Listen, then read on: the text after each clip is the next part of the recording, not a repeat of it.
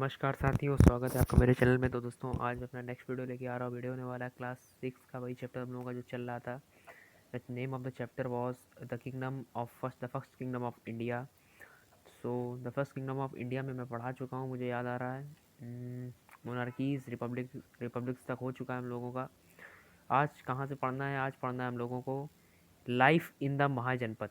तो देखिए, महाजनपद में निवास करने वाले लोगों की क्या कैसी ज़िंदगी होती है, उसके बारे में हम लोग इसमें अध्ययन करेंगे, इस वीडियो के माध्यम से अध्ययन करेंगे। तो एडमिनिस्ट्रेशन के बारे में सबसे पहले पढ़ते हैं एडमिनिस्ट्रेशन के बारे में। तो most of the mahajanapadas had a capital which was protected by huge walls of would brick और स्टोन बिल्ट अराउंड इट। अब देखिए, जो अधिकतर महाजनपद में रहने वाले जो लोग हैं, उनके घर जो थे वो कैसे थे? वो had a capital which was protected by a huge wall of would, यानी कि वो कैपिटल में रहते थे।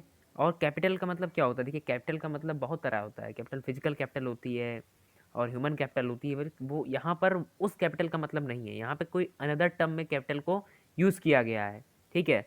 अब देखिए यहाँ क्या कह रहा है, most of the mahajanapadas had a capital which was protected by the capital का मतलब है इसमें क्या? फिजिकल कैपिटल, फिजिकल कैपिटल नहीं। फिजिकल कैपिटल का मतलब क्या? होम। ठीक है। बहुत लोग कैपिटल मान लेंगे कि कैपिटल में रहते हैं। कैपिटल का मतलब क्या होता है? टाउन, यहाँ पे रहते हैं, लेकिन वो नहीं है यहाँ मतलब। यहाँ मतलब है कि अधिकतर जो लोग हैं महाजनपदास में रहने वाले, भाई महा क्यों महा कहा गया? जनपदास छोटे छोटे विलेजेस, छोटे छोटे घर, वो भी किससे? कच्चे घर। और महाजनपदास, महाजनपदास का मतलब ग्रेट। यहाँ पर जो लोग होंगे वो ग्रेट होंगे। देन जनपदास, तो जनपदास में जब लोग कच्चे मकानों में रहते हैं तो यहाँ पर लोग किस में रहेंगे? पक्के मकानों में रहेंगे। ओके। सो इसमें क्या लिखा हुआ है आगे? Most of the mahajanapadas had a capital which was protected by the huge walls of would. अब जो अधिकतर जो जनपदास थे हमारे पास, उन महाजनपदास में जो लोग रहते थे वो बड़े बड़े कैपिटल, बड़े बड़े हाउसेस में रहते थे। कोई ये नहीं कि कच्चा मकान है, मिट्टी का मकान है, ऐसा नहीं है। बहुत बड़े बड़े हाउसेस जिसमें ब्रिक से made by the huge wall of would, would के बने हुए घर। वहाँ पर उस समय वुड एक बहुत बड़ी चीज़ होती थी। आज तो टाइल्स हो गए हैं। आज क्या है? आज वुड की जगह टाइलें ले ली है। ठीक है। आज वुड की जगह किसने ले ली? टाइल है। लेकिन पहले के समय में तो वुड भी बहुत बड़ी चीज़ होती थी, बहुत महंगी चीज़ होती थी। ठीक है। पहले के समय में वुड एक बहुत बड़ी चीज़ होती थी। तो ये उस समय के लिए एक बहुत ही ग्रेटफुल एक्सपीरियंस था वुड के मकान में रहना। और आज क्या है? वुड के मकान में चले गए तो बिल्कुल बेकार, हमें टाइल का मकान चाहिए। तो मतलब आज की जनरेशन टाइल मांगती है, वुड नहीं मांगती है। लेकिन पहले की जनरेशन जो टाइल्स थी वो तो अभी मॉडर्न आया है। पहले की जनरेशन में जब आप देखेंगे पुराने घरों को, तो 90% जो घर मिलेंगे, भाई आप देखते हो बहुत सारे सीरियल्स देखते हो, कार्टून देखते हो, तो उसमें क्या दिखता है? दुनिया भर के कार्टून देखते हो आप, तो उसमें भी आपको घर किसके दिखते हैं? लकड़ी के दिखते हैं। कभी आपने देखा हो ध्यान से, कहीं भी चीज़ आपने देखी हो, लकड़ी के घर दिखते हैं। ठीक है। तो इसका क्या मतलब हुआ? इसका मतलब हुआ कि most of the mahajanapadas had a capital which was protected by the huge wall of would. इनके पास बहुत बड़े बड़े घर होते थे, और वो जो घर होते थे वो किनके द्वारा प्रोटेक्टेड होते थे? By the huge wall of would, यानी कि वुड की वॉल होती थी। ठीक है। अब क्या कह रहा है? ब्रिक और स्टोन बिल्ट अराउंड इट। और ब्रिक, यस, ब्रिक के बने होते थे, यानी कि चारों तरफ से किसके बने होते थे? ब्रिक के। ऊपर से किससे बने होते थे? यानी कि वुड ब्रिक से मिल के बने होते थे। ठीक है। मतलब क्या होता है? महाजनपदास में रहने वाले लोगों के कैपिटल, यानी कि घर, फिजिकल कैपिटल। फिर क्या है? Forts were built to protect the people from the attack by enemy kingdoms. और जो किले थे, किले बनवाए गए in order to protect the people from the attack by the enemy kingdoms. और एनिमी किंगडम्स जब एक तरह से अटैक करते हैं तो उनके लिए चार दीवारी फोर्ट्स बनवाया गया। यानी कि फोर्ट्स का मतलब क्या होता है? फोर्ट का मतलब होता है एक ऐसा बंद किला जो चारों तरफ से बंद हो, यानी कि एक ऐसी जगह जो कि चारों तरफ से बंद हो दीवारों से। तो उनके लिए बचाने के लिए, जैसे मान लीजिए ये कोई एनिमी है, एनिमी आ रही है, तो एनिमी डायरेक्टली ना घुस जाए इनके घरों में, इसलिए इनके चारों तरफ चार दीवारी बना दी गई, यानी फोर्ट्स बनवा दिए गए। ठीक है। फिर क्या कह रहा हूँ?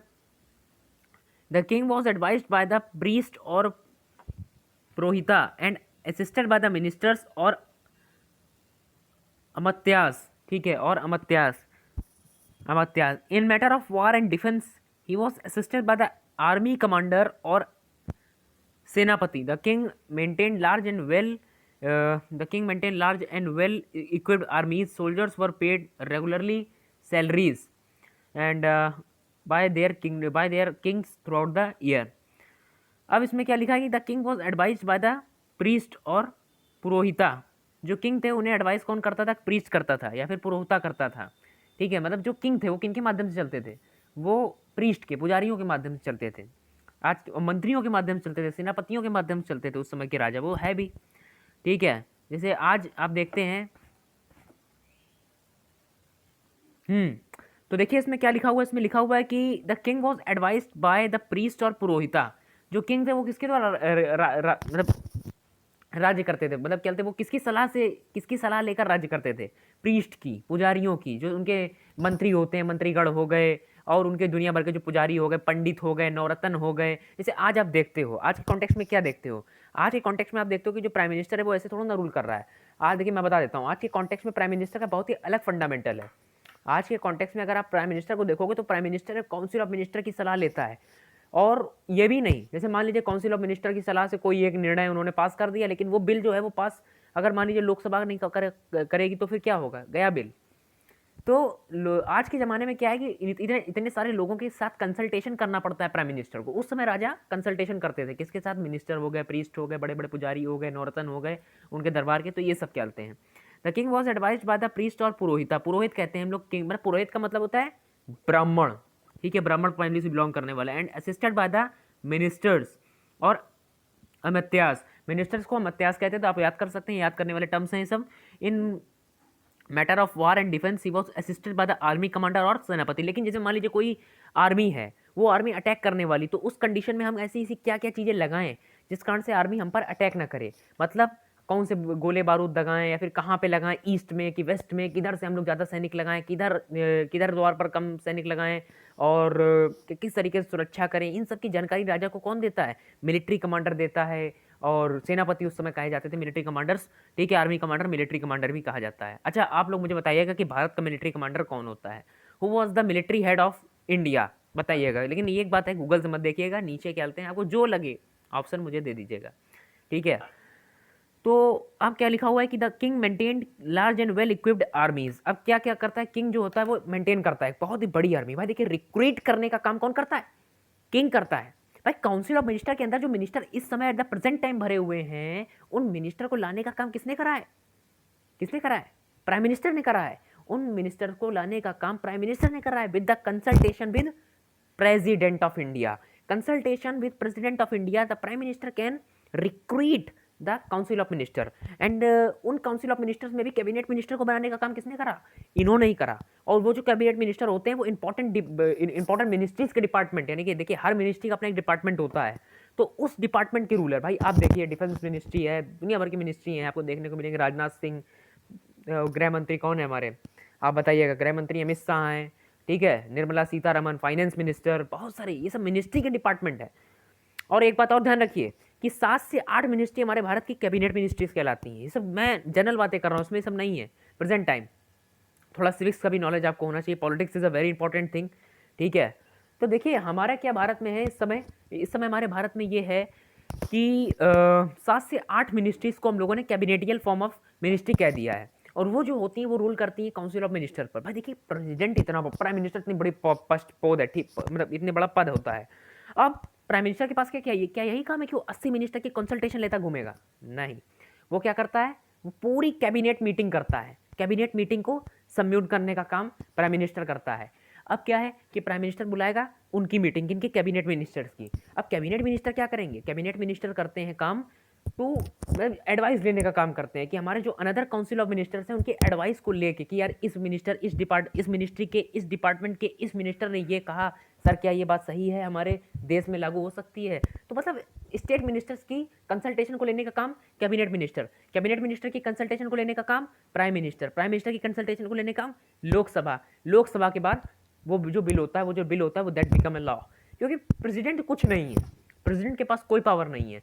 आप जानते हो प्रेसिडेंट को, रामनाथ कोविंद कुछ नहीं है, हमारे सरकार में इनका कोई हस्तक्षेप नहीं है।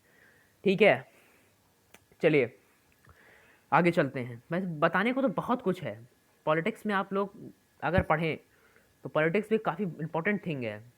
Politics very important subject. मैं एक PDF इसके नीचे लगा दूंगा, शायद पॉलिटिक्स आप लोग पढ़ सकते हैं उससे। ठीक है, पॉलिटिक्स बहुत इंपॉर्टेंट सब्जेक्ट है, आपको उसके बारे में काफ़ी नॉलेज होना चाहिए, क्योंकि बिना पॉलिटिक्स आप कहीं कुछ नहीं कर सकते। ठीक है, आगे चलते हैं।